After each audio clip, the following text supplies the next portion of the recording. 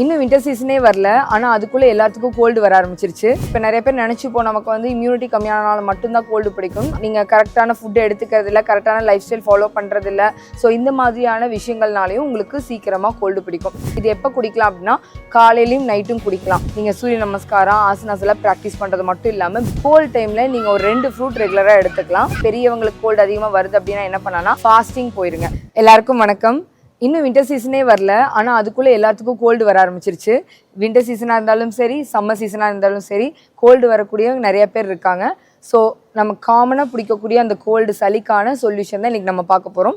அது வீட்டிலேருந்து எப்படியெல்லாம் சரி பண்ணலாம்னு சொல்லிட்டு நம்ம கொஞ்சம் டீட்டெயில்டாக பார்க்கலாம். அதுக்கு முன்னாடி நம்ம சேனலை சப்ஸ்கிரைப் பண்ண மறந்துடாதீங்க. ஸோ ஃபஸ்ட்டு பார்த்தீங்கன்னா, உங்களுக்கு இந்த கோல்டு அடிக்கடி பிடிக்குதுன்னா அதுக்கான காஸ் வந்து ஃபஸ்ட்டு நீங்கள் தெரிஞ்சுக்கணும். எதுக்காக உங்களுக்கு கோல்டு பிடிக்குது? இப்போ நிறைய பேர் நினச்சிப்போம் நமக்கு வந்து இம்யூனிட்டி கம்மியானால மட்டும்தான் கோல்டு பிடிக்கும். அதெல்லாம் தாண்டி உங்களுக்கு வந்து ஒரு நீங்கள் ரொம்ப பாடி ஹீட்டாக இருக்கீங்க அப்படின்னா அந்த டைமில் ரொம்ப கோல்டு ஏதாவது எடுத்துக்கிறீங்கனாலும் உங்களுக்கு கோல்டு பிடிக்கும். அதாவது ரொம்ப ஹீட் பாடியில் இருக்கும்போது ஒரு ஐஸ் வாட்டர் எடுத்துக்கிறீங்க அப்படின்னா டக்குன்னு அந்த ஆப்போசிட் ரியாக்ஷன்ஸ்னால உங்களுக்கு கோல்டு பிடிக்க வாய்ப்பு இருக்குது. அதுக்கப்புறம் ஏதாவது ஒரு ஹாட் மீல்ஸ் எடுத்துக்கிறீங்க, நல்லா சுட சுட சாதம் அந்த மாதிரி எடுத்துகிட்டு உடனே ஐஸ்கிரீம் சாப்பிட்றது, இல்லை உடனே கூல்ட்ரிங்க்ஸ் குடிக்கிறது, இல்லை சில்லுன்னு ஏதாவது ஒன்று எடுத்துக்கிறது, இந்த மாதிரி ஹாட் உடனே கோல்டு அந்த மாதிரி ஏதாவது ஒரு மாற்றி எடுத்துக்கிறீங்க காம்பினேஷன்றப்போ உங்களுக்கு கன்ஃபார்மாக சீக்கிரமாக கோல்டு பிடிக்க நிறையா வாய்ப்புகள் இருக்குது. ஸோ அப்போ இதையெல்லாம் அவாய்ட் பண்ணும்போது உங்களுக்கு வந்து கோல்டு பிடிக்காமல் நீங்கள் தடுத்துக்கலாம். அதுக்கப்புறம் ஜென்ரலாகவே எல்லாத்துக்கும் தெரியும், நேச்சுரலாகவே வந்து சீசன் சேஞ்சஸ்னால நிறைய பேருக்கு கோல்டு வரும். அதில் என்னென்னா உங்களுக்கு மோஸ்ட்லி மேக்ஸிமம் இந்த ரெய்னி சீசன் அண்ட் வின்டர் சீசனில் வந்து நமக்கு பாக்டீரியாக்கள் ஈஸியாக நமக்கு ஸ்ப்ரெட் ஆகும். ஸோ அதனால் உங்களுக்கு பாடியில் நேச்சுரலாகவே இம்யூனிட்டி கம்மியாக இருக்குது அப்படின்னா கோல்டு வரும். எதனால் இம்யூனிட்டி கம்மியாகுது? நீங்கள் வந்து ஒழுங்காக ஃபிசிக்கல் ஆக்டிவிட்டி எதுவுமே பண்ணல. நம்மளோட ஹியூமன் பாடியோட டிசைனே என்னென்னு பார்த்தீங்கன்னா, டெய்லி ஏதாவது ஒரு ஃபிசிக்கல் ஆக்டிவிட்டி, ஏதாவது உங்கள் பாடியை வந்து அசைக்கணும். அப்போ தான் வந்து உங்களோட நார்மல் ஃபங்க்ஷன்ஸே இயங்கும்.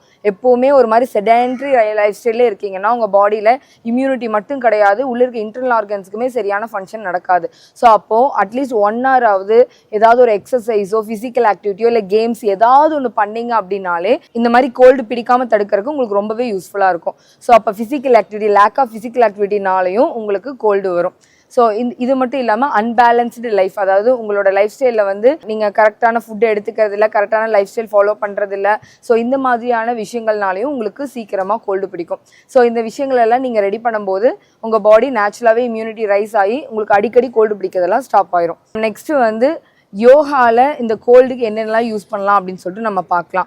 ஜென்ரலாகவே யோகாவை பொறுத்த வரைக்கும் டெய்லி 1 மணி நேரம் நீங்கள் யோகா பண்ணுறீங்கன்னாலே உங்களுக்கு கோல்டு மேக்ஸிமம் பிடிக்காமல் நீங்கள் தடுத்துக்கலாம்.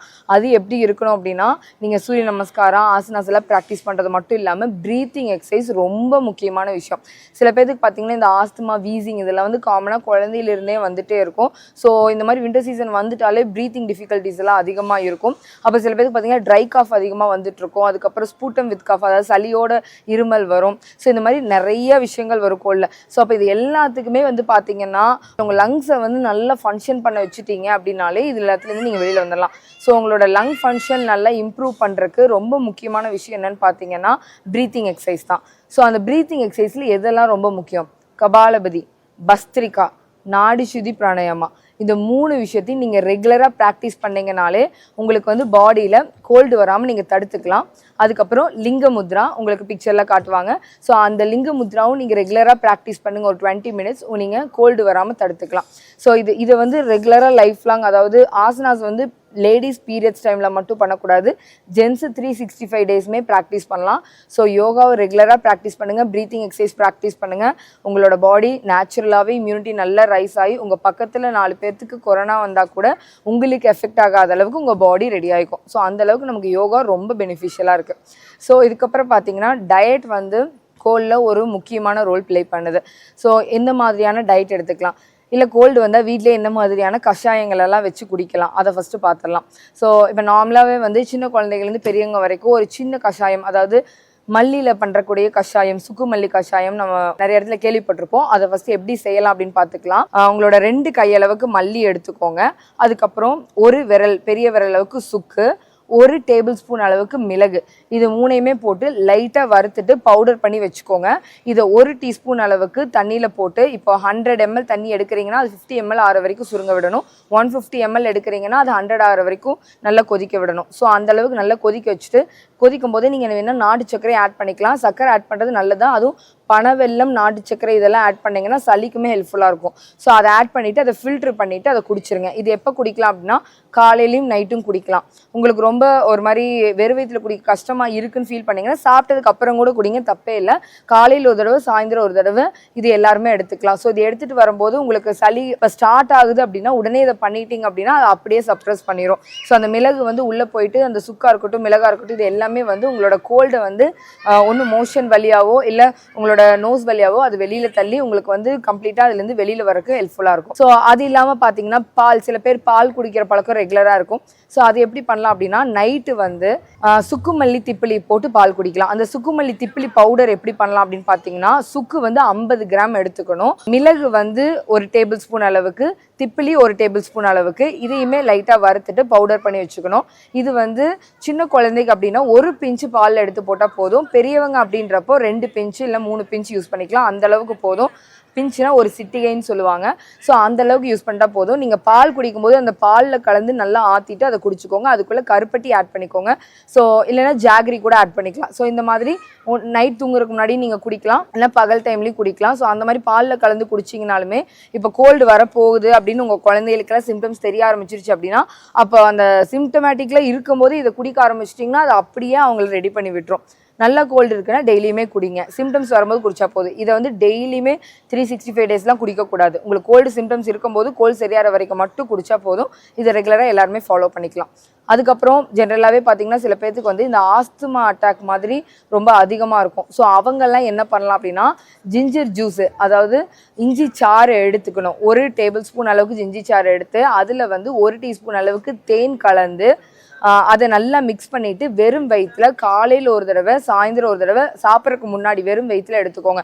ஸோ அந்த மாதிரி எடுத்துகிட்டு வரும்போது அந்த ஆஸ்மா அட்டாக் வந்து கொஞ்சம் கம்மியாக இருக்குது, வாய்ப்புகள் இருக்குது. உங்களுக்கு வறட்டு இருமல் ரொம்பவே அதிகமாக இருக்குது, ரொம்ப இருமிக்கிட்டே இருக்கீங்க அப்படின்னா நார்மலாக நீங்கள் குடிக்கக்கூடிய தண்ணியை வந்து சுடுதண்ணி தான் எடுத்துக்கணும். அந்த சுடுதண்ணியில் வந்து வாட்டர் கேன் நீங்கள் ஊற்றி குடிக்கிறீங்க அப்படின்னா எப்போவுமே ஒரு 1 லிட்டர் தண்ணியில் கொஞ்சம் இஞ்சி தட்டி போட்டு கொதிக்க வச்சுக்கோங்க. அதை ஃபில்டர் பண்ணி குடிங்க. காலையிலேருந்து சாயந்தரம் வரைக்கும் அந்த இஞ்சி தண்ணியவே குடிச்சிட்ருக்கலாம். சும்மா ஒரு அரை விரல் அளவுக்கு இஞ்சி தட்டி போட்டால் போதும் 1 லிட்டர் தண்ணிக்கு.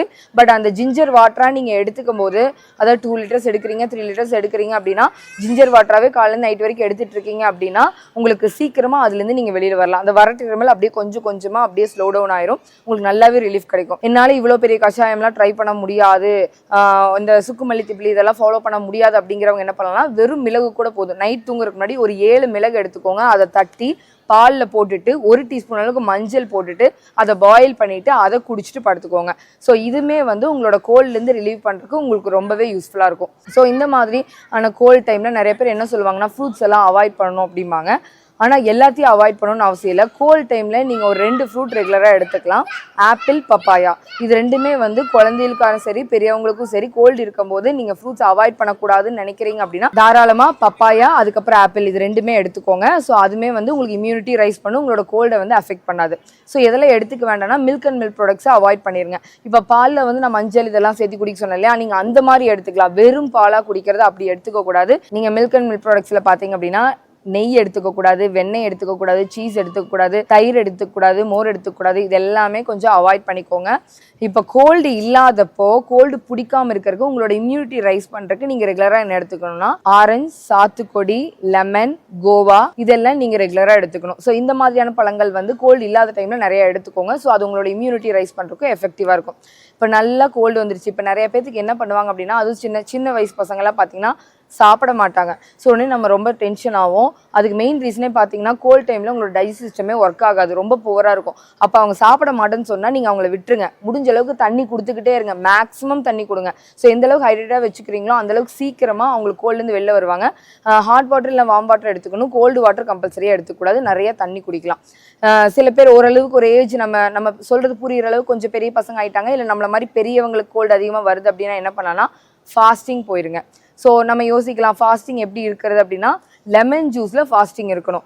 நிறைய பேர் வந்து லெமன் குடித்தாலே சளி பிடிக்குமே, அது எப்படி ஃபாஸ்டிங் இருக்குது அப்படின்னு யோசிப்பீங்க.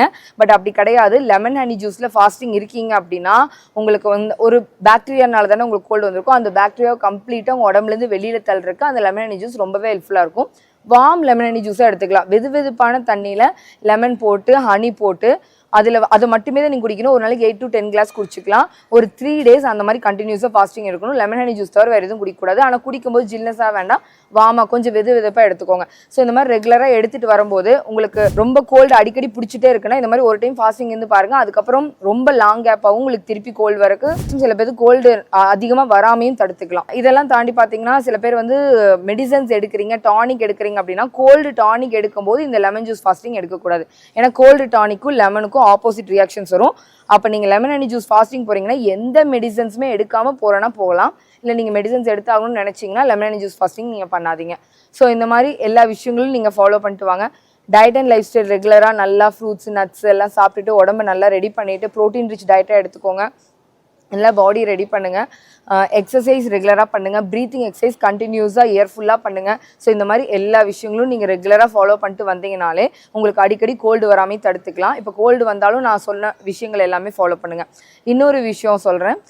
இப்போ காலையில் இந்த மாதிரி கோல்டு இருக்கிற டைமில் வந்து வாந்தி எடுக்கிறது கொஞ்சம் பெனிஃபிஷியலாக இருக்கும். அது எந்த மாதிரி எடுக்கலாம் அப்படின்னா சால்ட் வாட்டரில் வந்து வாமன் தௌதி பண்ணணும். ஸோ அது எப்படி பண்ணலாம் அப்படின்னா கொஞ்சம் சால்ட் வாட்டர் எடுத்துக்கோங்க. நல்லா ஒரு 3 glasses ஆஃப் சால்ட் வாட்டர் அந்த அளவுக்கு எடுத்துட்டு அதுக்குள்ளே வந்து சால்ட் வந்து ஒரு டேபிள் ஸ்பூன் இல்லை 1.5 டேபிள் ஸ்பூன் அந்த மாதிரி போட்டுட்டு நல்லா மிக்ஸ் பண்ணிவிட்டு அது வந்து நல்லா வெதுப்பாக இருக்கணும், கொஞ்சம் வார்மாக இருக்கணும்.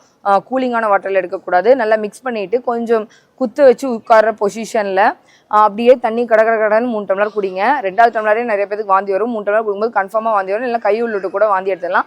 ஸோ அந்த மாதிரி வாமிட் பண்ணுறீங்கனாலும் உள்ளே இருக்கிற மியூக்கஸ் எல்லாமே வெளியில் வந்து உங்களுக்கு ரொம்ப பெனிஃபிஷியலாக இருக்கும்.